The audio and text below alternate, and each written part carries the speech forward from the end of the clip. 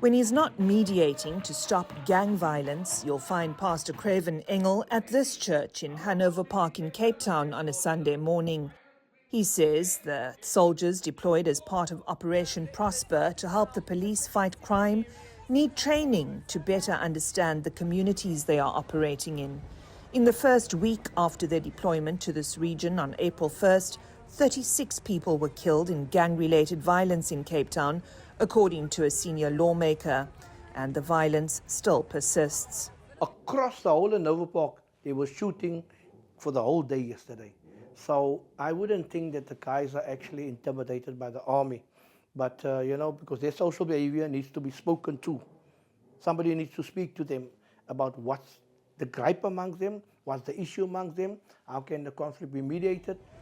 Craven says over the past 24 years, he and his team have helped around 430 gangsters who he prefers to call high-risk individuals. They've moved out of gangs and into sustainable livelihoods. Albert Matthews is one of them.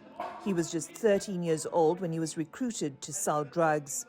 But today he works with Pastor Engel on a youth economic empowerment program to keep children who are targeted from the age of 8 out of gangs.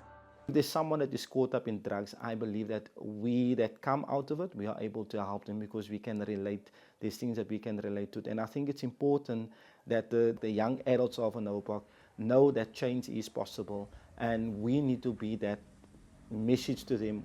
There's little doubt their work is making an impact, but they say what's needed to bring broader change is genuine political will.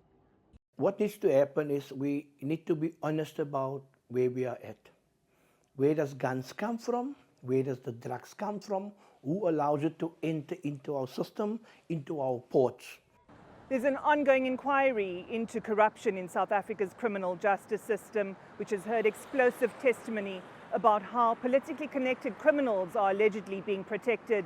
The allegations have unsettled many South Africans, and while some are hopeful and desperate for the soldiers to make a difference, many believe the deployment is little more than a band-aid over a gaping wound. Vicky Stark, Africa Matters, Cape Town, South Africa.